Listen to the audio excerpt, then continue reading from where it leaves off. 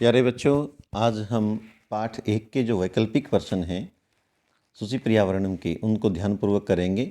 और ध्यान दें कि परीक्षा में अब की बार 50% जो प्रश्न हैं वो वैकल्पिक रहेंगे और इन्हीं प्रश्नों में से आपके जो प्रश्न हैं वो परीक्षा में आएंगे। तो हमने प्रयास किया है कि ज़्यादा से ज़्यादा जो छोटे प्रश्न हैं उनका हम चयन करें और उनको अच्छे से पढ़ाएं। तो आपने ध्यान देना है। जो पहला प्रश्न है, प्रकृतिरेव इति अत्र का संधि। प्रकृति ही एव इति अत्र का संधि, यहाँ पर कौन सी संधि है? तो यण संधि में ई उ री लरी को ई को ये, उ को वह, री को रे, लरी को लय होता है। गुण संधि में ए और ई को ए हो जाता है, ये भी नहीं हो सकती, ए उ को हो जाता है। विसर्ग संधि में विसर्गों में परिवर्तन होता है। विसर्गों को या स बनता है या रै बनता है या विसर्गें लोप हो जाती हैं। तो प्रकृति ही प्लस में एव प्रकृति रेव बनेगा और यहाँ पर कौन सी संधि होगी? आपकी विसर्ग संधि होगी। जो अग्रिम प्रश्न है वो है हय अनंता संधि विच्छेदम कुरुत। हय अनंता का संधि विच्छेद करो। मैंने जब पाठ पढ़ाया तब भी आपको बताया था कि ही और अनंता, वानानाम पंक्तयो ही अनंता कठिनम संसरणम, तो वहाँ पर जब आया तो मैंने बताया था कि ही प्लस में अनंता, निश्चय से अनंत हैं। तो इसका जो संधि विच्छेद है वो बनेगा ही प्लस में अनंता। और अगर ये पूछे कि यहाँ संधि कौन सी है, क्योंकि ई को यह हुआ है इसलिए यहाँ यण संधि है। अग्रिम प्रश्न है, अस्मात् नगरात अत्र संधि युक्तम पदम किम। ये दो शब्द हैं, अस्मात् और नगरात। जिस प्रकार जगत प्लस में इस जगदीश होता है, तय को धय हो जाता है। दूसरे शब्दों में जिस प्रकार तत् प्लस में नु तन्नु होता है, मत प्लस में मत मनमत होता है, तो ये संधि व्यंजन संधि है। और तो अस्मात् और नगरात को जब जोड़ा तो ये बन जाएगा आपका अस्मान नगरात। अस्मान नगरात जो रूप है वो सही है, तय को न हो जाता है जब न परे हो, तो ये व्यंजन संधि है। ग्राम प्लस में अन्ते ग्रामांते इदम उदाहरणम अस्ति। तो ये दो शब्द हैं, एक ग्राम और एक अन्ते। ग्राम और अन्ते दो शब्दों में ए और ए को मिलकर के आ बन गया। जैसे विद्या प्लस में अल्य विद्यालय होता है, तो यहाँ पर कौन सी संधि होगी? दीर्घ संधि होगी। स्यान्न अत्र संधि विच्छेदो अस्ति। यह दो शब्द थे, स्यात् न, ये था कि दुर्दांतई दशनई अमुना स्यात् नैव जनगर्शनम, इसके भयंकर दांतों के द्वारा कहीं मानव का विनाश न हो जाए। तो यहाँ दो शब्द थे, स्यात् और न। वही अस्मात् प्लस में नगरात वाली बात, तय को न हो गया, स्यात् प्लस में न, इसका संधि विच्छेद हुआ। अगर कोई पूछे कि कौन सी संधि है तो आपने कौन सी बतानी है? व्यंजन संधि। अब समास प्रकरण को देख लेते हैं। कज्जल मलिनम अत्र समासो अस्ति। कज्जल मलिनम में कौन सा समास है?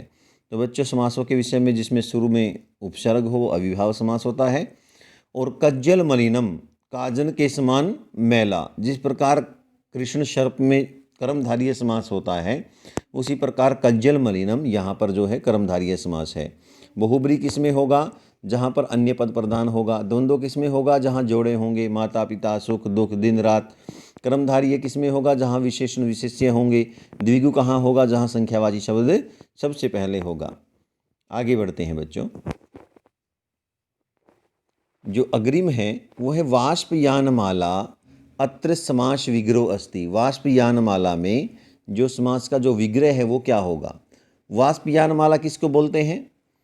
वाष्पयान बोलते हैं रेल के डिब्बे को। तो रेल के डिब्बों की पंक्ति, तो वाष्पयानानाम माला, ये इसका विग्रह हो जाएगा। अगर कोई पूछे तो यहाँ षष्ठी तत्पुरुष समास होगा। अग्रिम जो प्रश्न है, लता तरु गुल्मा इति अत्र समास विग्रह अस्ति। लता तरु गुल्मा, तो ये उसी प्रकार जैसे भरत राम लक्ष्मण भरताः, तो लताश्च तरवश्च गुल्माश्च, लताएं वृक्ष और झाड़ियाँ आया था। ये लता तरु गुल्मा भवन्तु नो पिष्टा, कि इस पथरीली सभ्यता में कहीं लताएं वृक्ष और झाड़ियाँ न पिस जाएं।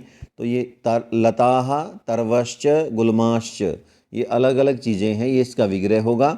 अगर कोई पूछने लग जाए कि यहाँ पर जो है समास कौन सा है, तो यह द्वंद्व समास है।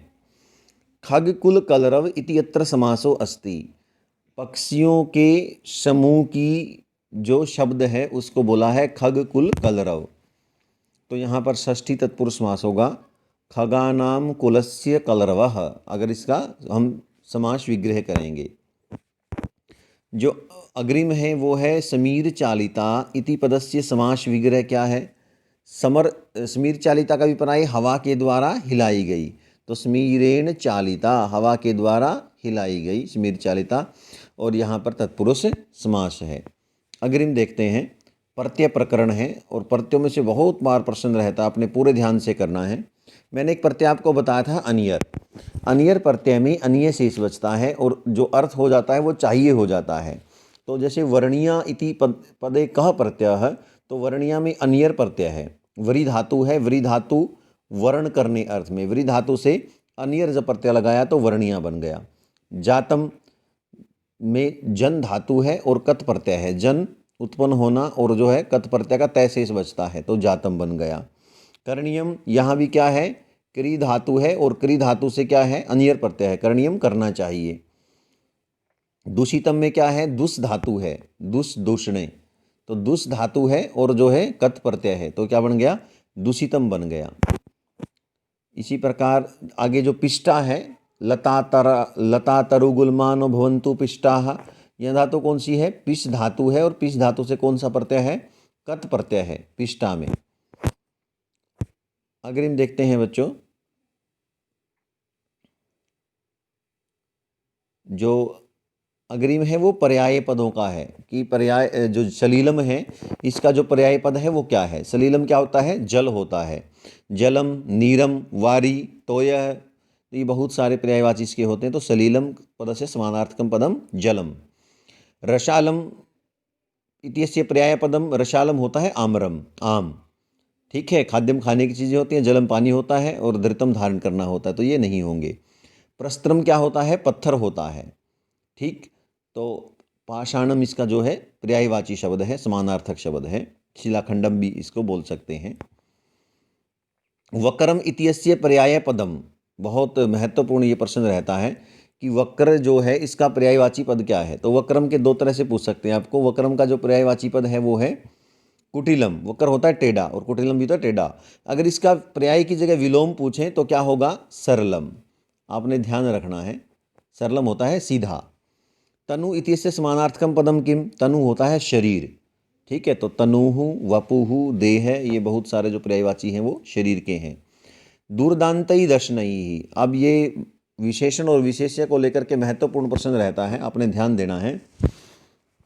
विशेषण होता है जो विशेषता बताई जाए, और विशेष्य होता है जिसके विषय में हम बात कर रहे हैं। मान लो काला घोड़ा, तो जो घोड़ा है वो क्या है? विशेष्य है, और जो काला है वो क्या है? विशेषण है। तो आपने ध्यानपूर्वक इनकी हिंदी को देखना है, और उसके बाद विशेषण और विशेष्य पर बात करनी है। दूरदांतई दर्शनई यह शब्द है कि भयंकर दांतों के द्वारा, तो यहाँ विशेष्य शब्द पूछ रखा है, विशेष्य पद क्या है? तो दुर्दांतई दर्शनई, किसकी? भयंकर दांतों के द्वारा कहीं मानव सभ्यता का विनाश न हो जाए। तो यहाँ पर जो विशेष्य है वो दशन है, ये गलत उत्तर दिया है इसने, जो उत्तर दिया है वो गलत है। यहाँ पर क्या है? विशेष्य है दशन, और दुर्दांत क्या है? विशेषण है।